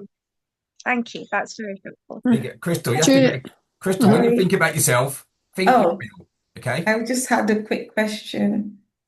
Go for it, Ruth. Sorry, this is not it's more about sales, but in what would you say the conversion, is it conversion rate? Oh, like how many people would you say to, like, if you wanted to contact 100 people, how many people would convert, would you say? Into what? A sale? Into a one-to-one? I guess into a lead, lead would probably be the right word, into appointment that they would come to you. So yeah, sale. Yeah. So it would be very hard for me to give you an exact number. Okay. But what I would start to do is let me show you. So I have a little piece of paper right now. Yeah, I don't know if you can see all my little tallies there. Okay, I've got a few of these that I have every day. Um, I make a little tally for every single outreach that I do. Okay, and I have a sales funnel system. And I look at how many people I've contacted in that week and how many responses I get. And I look at that sales funnel and I just see that I'm never going to get 100%. I'm realistic. I'd love it. It isn't going to happen, right? So I look at my sales funnel and it's going to get lower and lower and lower. So from the, say, the 500 outreaches I do in a week, if I can convert, I don't know, 20 of them into a one-to-one online or meeting, that kind of thing. And then from those one-to-ones, it goes down to 5 into confirmed sales. And again, my sales mountain, my sales process is a lot more developed than that. But just very simplistically, if it's 500 to 5, then that could be great. But I would just say, play with it, have fun with it, track how many outreaches you're doing in a week, right? And then just have outreaches 500 in the week. One-to-one meetings booked, 20. Converted into sales, 5. And just keep a track on it week on week on week, right? Week 1, week 2, week 3, and then you can just see how many you are converting over that period of time. And then you'll understand that, if I'm having to do 10,000 outreaches to get one sale, that's not going to be great. Look at how we can then improve upon that. What is the messaging you're sending out? What offers are you putting out there? I would also look at what energy you're putting out there, right?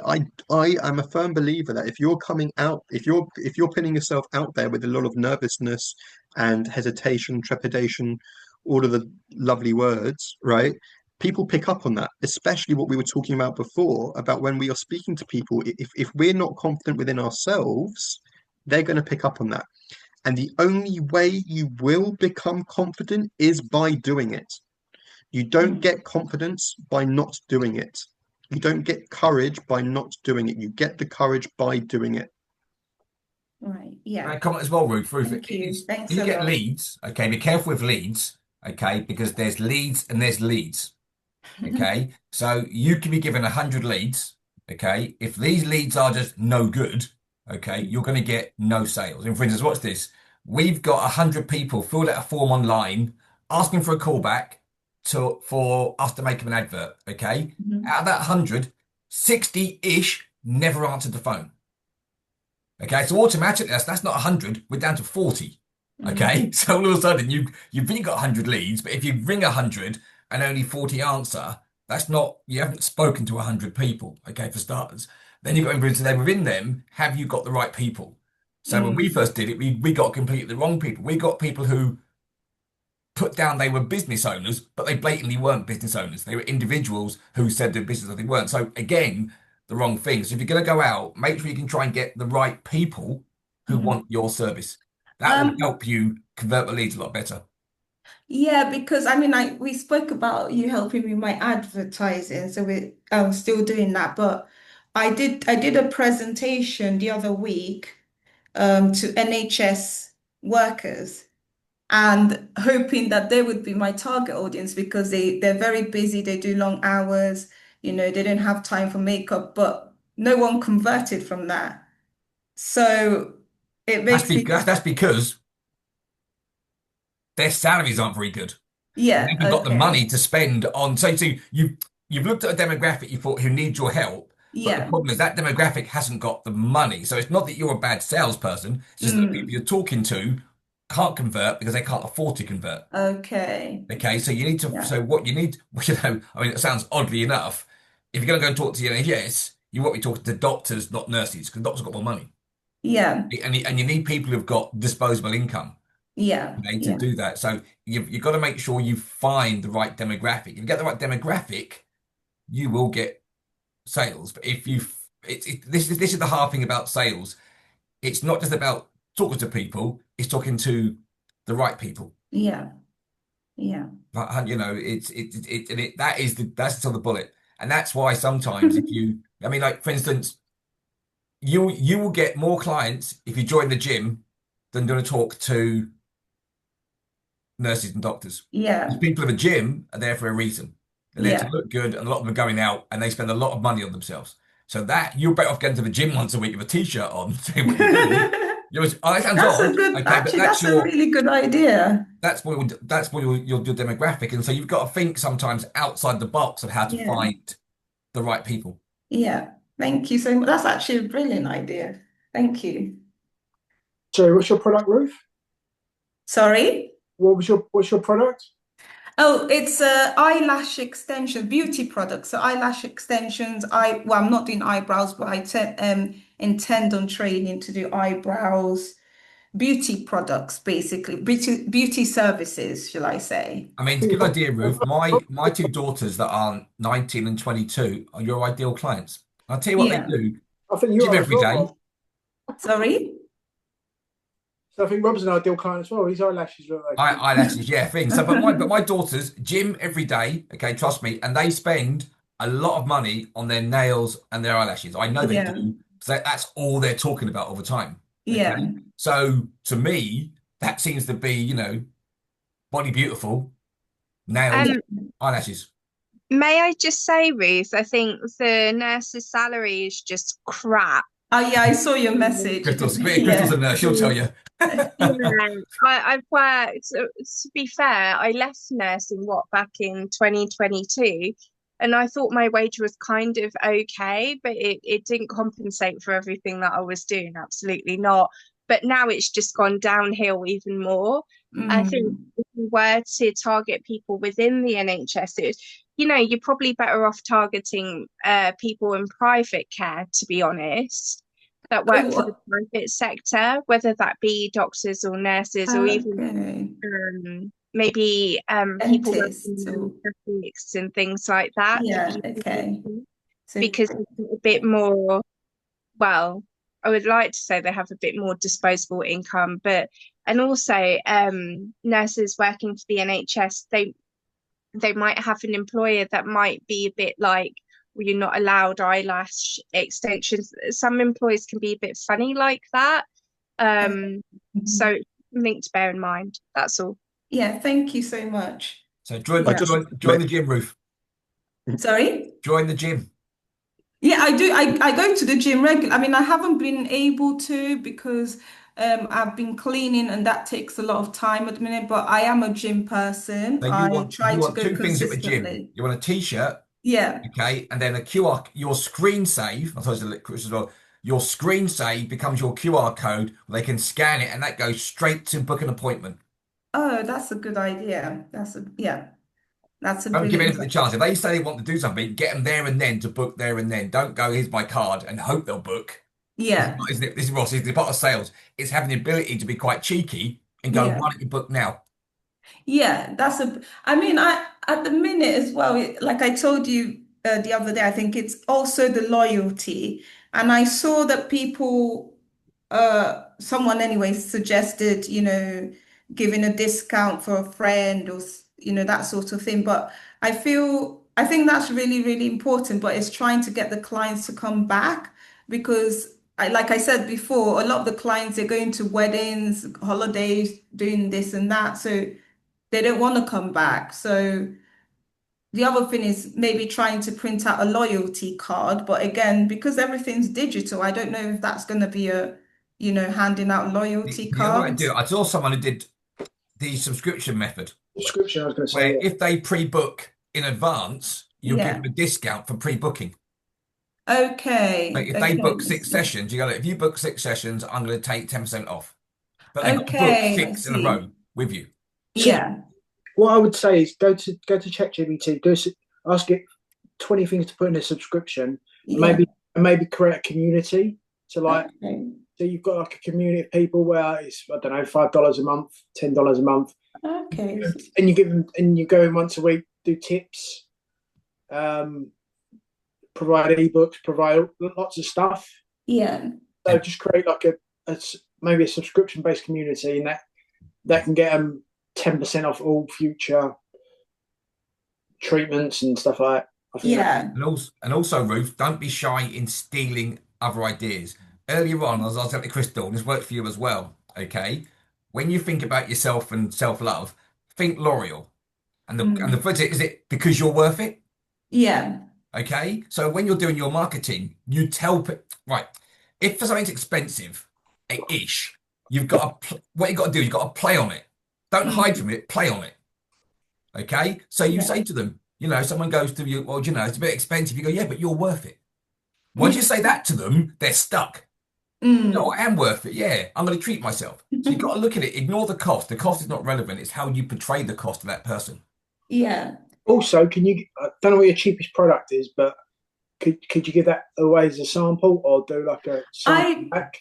Yeah, I do actually. I started off doing that. So initially that was my marketing. So I thought I'll just give away, I'll just do loads of eyelashes for free. It helps me practice and but I found it really difficult in converting the ones that got the eyelashes for free because I guess they probably just did not want to pay for the eyelashes. They just wanted a free set of eyelashes.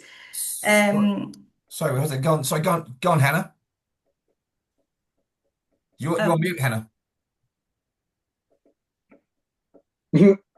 That's it. Rossi, can I ask you questions? Of course you can, my love. Right. What principle do you use to set up your KPI? What principles? Yeah, how do you set up your KPI? A reasonable KPI for you to hit the target, and don't kick yourself. Don't try to kill yourself too much. So what KPI? So let me ask you a different question, Hannah. What KPIs are you looking to put in place?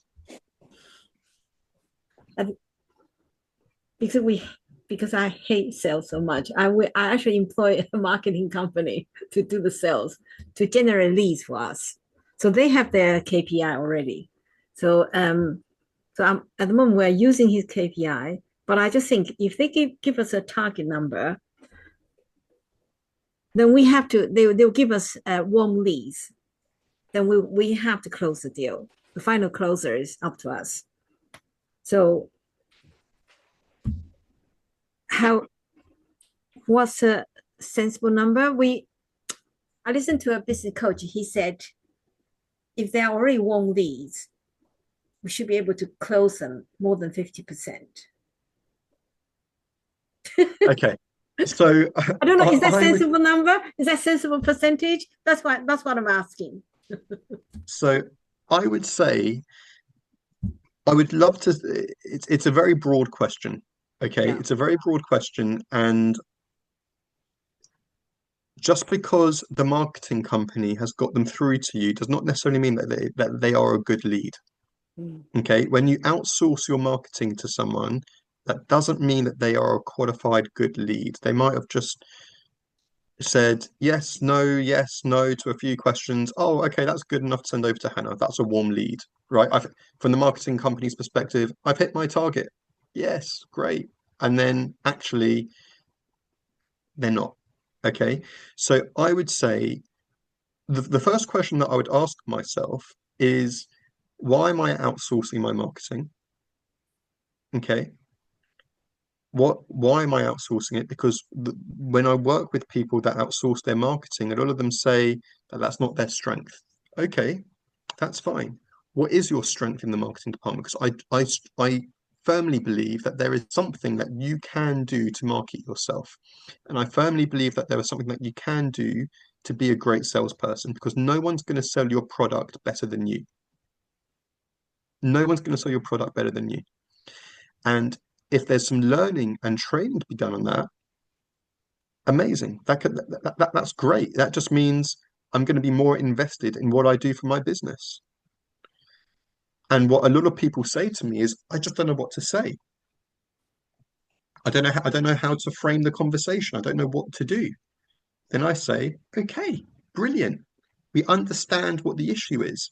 Now let's work on the script. Let's work on what it is you want to say to them.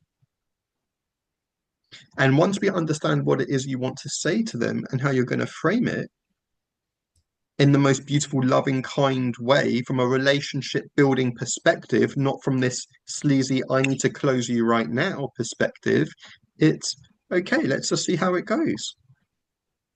Right? But to say what KPI should I have, I would say, well, what are you currently working at? what, how's this working out for you? Are you not happy with it? Why aren't you happy with it? Other than I'm not hitting my financial goals. Is it that you're not actually happy with the leads that are coming through? Actually, I can answer it for you, Hannah. The leads we're getting through are, how do I put the leads we're getting through? I can give a demonstration of some of the conversations I've had with people. Hi, you've come through to us from our Facebook marketing campaign. You're interested in getting some help with your marketing. How can we help you? Is it going to cost me any money? Well, yes, I'm not interested then. It's just something common, literally. I've gone, well, I go to them, well, how are you going to grow your business if you don't pay the marketing? I don't want to spend any money. I said, then, and I'll say to them, well, then you're not going to grow your business. Literally, I can be quite blunt sometimes. And they go, what do you mean by that? I go, well, how's it gone so far?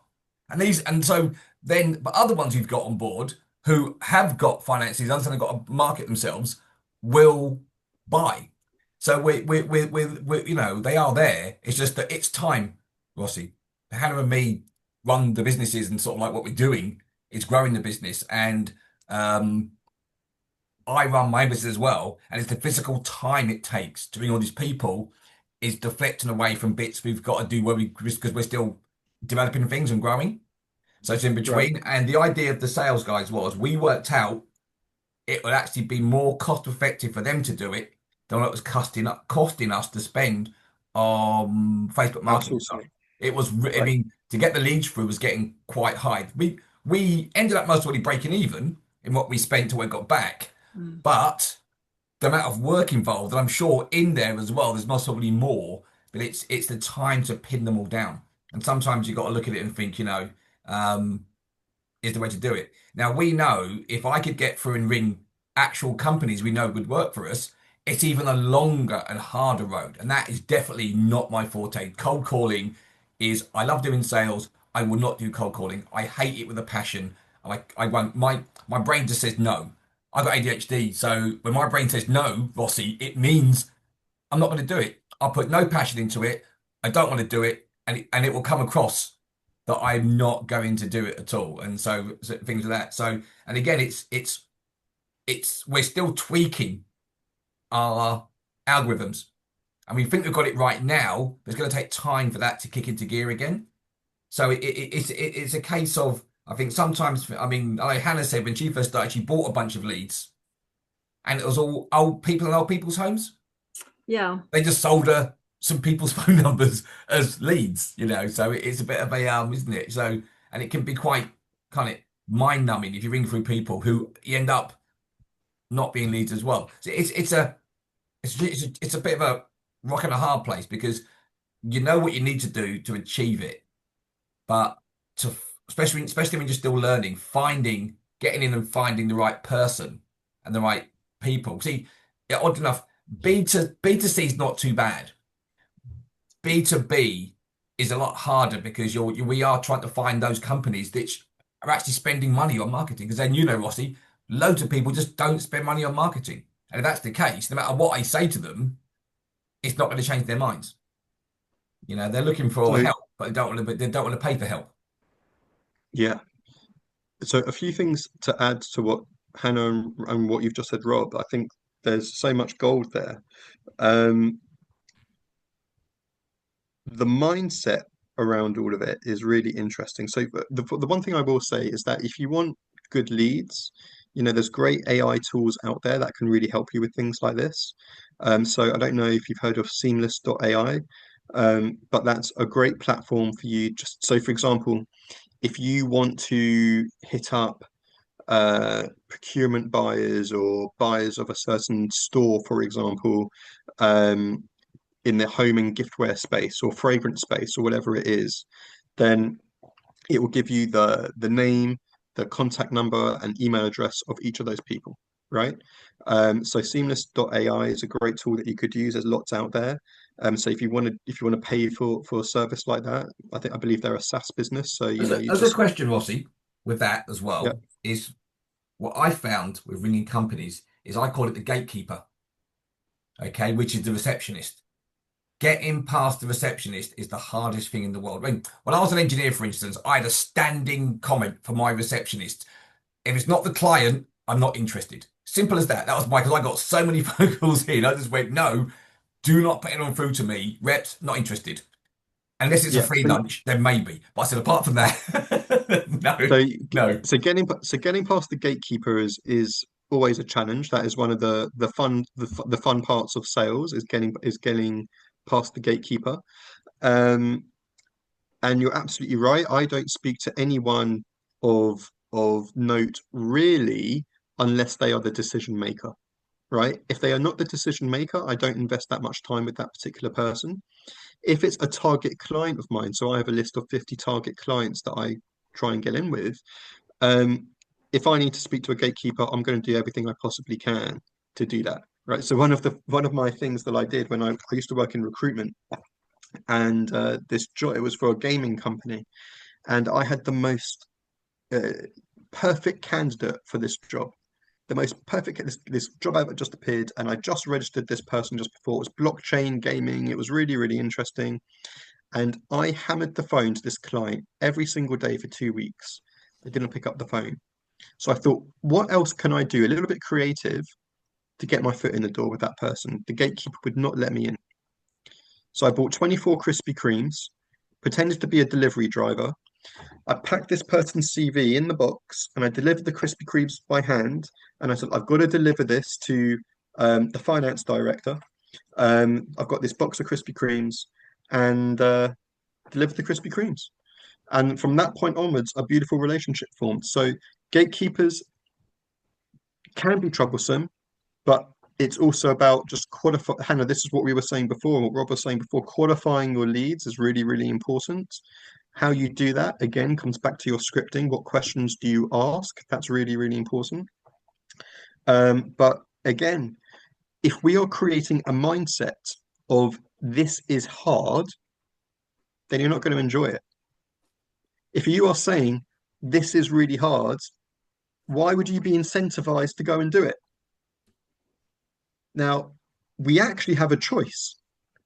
We are consciously choosing that this is hard once we become aware of it. So when I think that something is hard, or I'll give you another example. My daughter says to me, Daddy, I've got a problem. I used to say, okay, what's your problem? I flipped it now and I say, amazing, Eliana, I love problems. What's going on? And to her, it's like, oh, okay, this is fun. I can overcome a problem, right? So that mindset of a problem doesn't have to be hard. A problem can be something that can be fun. Sales can be fun. Outreach can be fun. So when I do my outreach, I actually call it gamifying, right? I gamify my outreach, right? So every time I get my 5 or my 10 or my 50 for the day, I'm like, right, gonna listen to a song right now, have a little dance, woo! My daddy grooves, right? But it's about just having fun with it. If it going in every day just thinking, oh shit, I've got to do more sales, no one's going to enjoy that. No one's going to enjoy that. So have fun with it. The other thing that I would say, which I think applies to everyone, but Ruth, I think this comes back to what you were saying before, is try and be creative with who your clients can be. So one of the clients that a great story with one of our coaching clients is he used to fit egg. I do a lot of my clients are over in the States, and he used to fit air. He fits air conditioning units, and he was going door to door handing out leaflets to people. So I said, think creatively. Where do people go to get air conditioning units? And he said, well, they go to the Home Depot. So I said, great. How about going to Home Depot and seeing if you can just leave a business card there? And he said, okay, I'll do that. Went to Home Depot. They said, rather than just leaving your business card, what I'd like you to do is fill out this this contractor form, sorry, to be a supplier for us. And anytime someone buys an aircon unit, we can recommend you as one of the installers. So he went from a $500,000 turnover from going into that company and saying, here's my business card to filling out a form. He's now got a $5 million business just by fitting air conditioning units. He's had to employ loads more staff because of it. So think creatively about where your clients are, and how can you bring them to you? rather than always I need to go to them as well. Have you got sort of any other sort of examples as to how that would work? I mean, that's a great example, but you know, But are um, we talking about your business, Ruth? Is well, that what you're yeah, asking? Okay, so again, you can have fun with it, right? Have fun with it.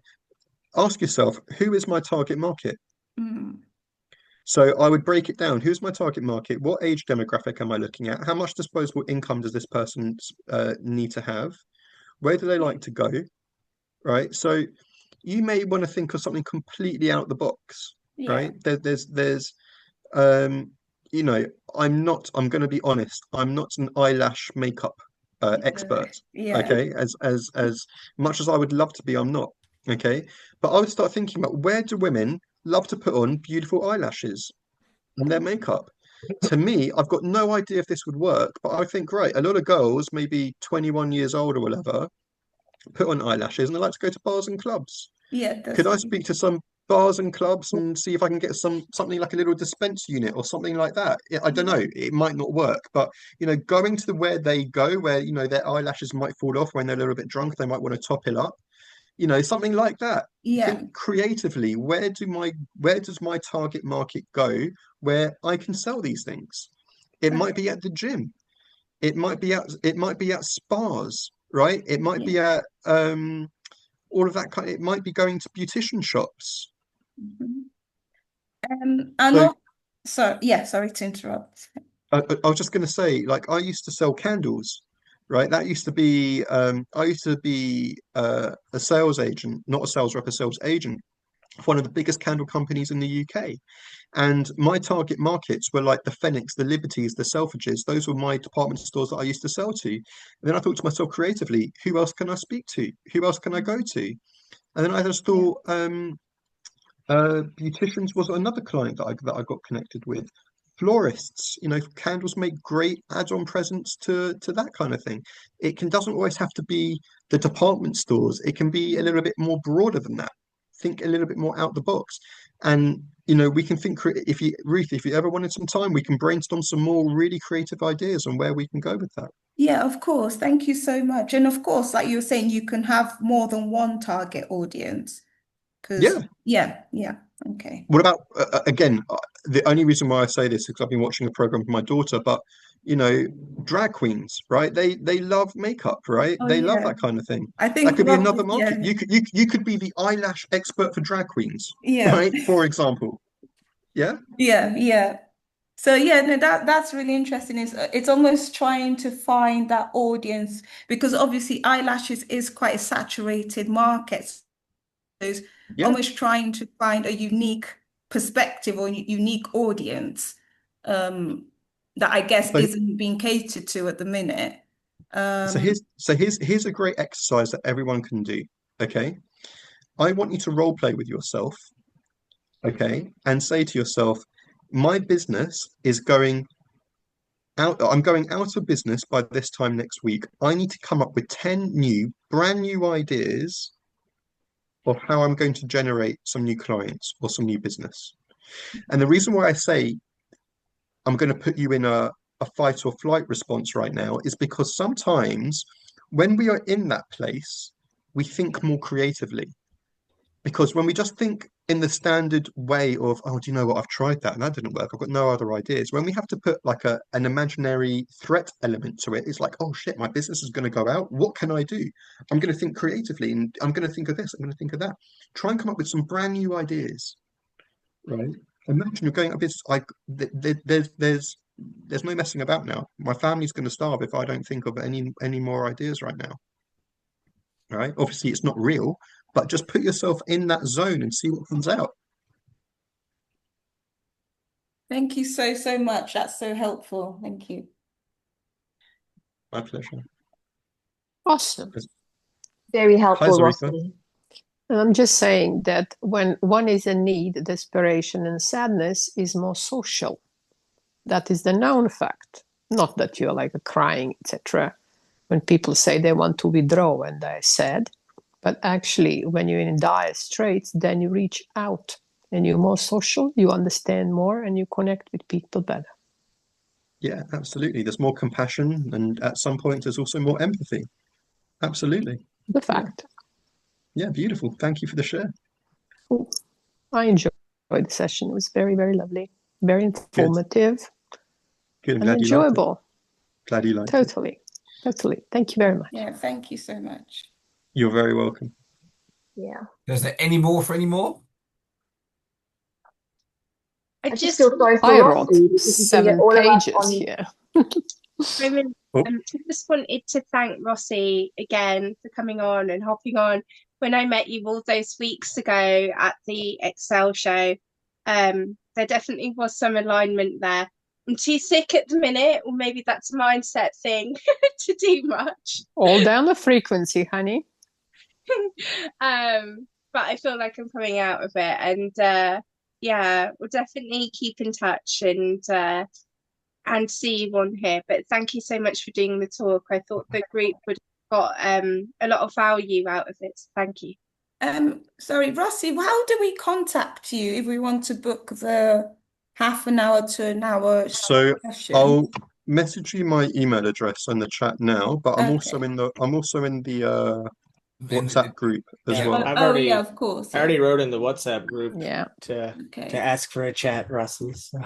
Oh, okay, amazing. And just so you got it, if it's easier for you guys, my number's here. Rossi, we regret this. We're gonna all be on you. Like, in the diary. But do you know what, Salisha, you say that, right? But this is me living in my true purpose, right? This is me coming from a place of service, right? That's I'm here amazing. to serve anyone and everyone that wants it. That's so nice. Thank you. Really appreciate it. My genuine pleasure.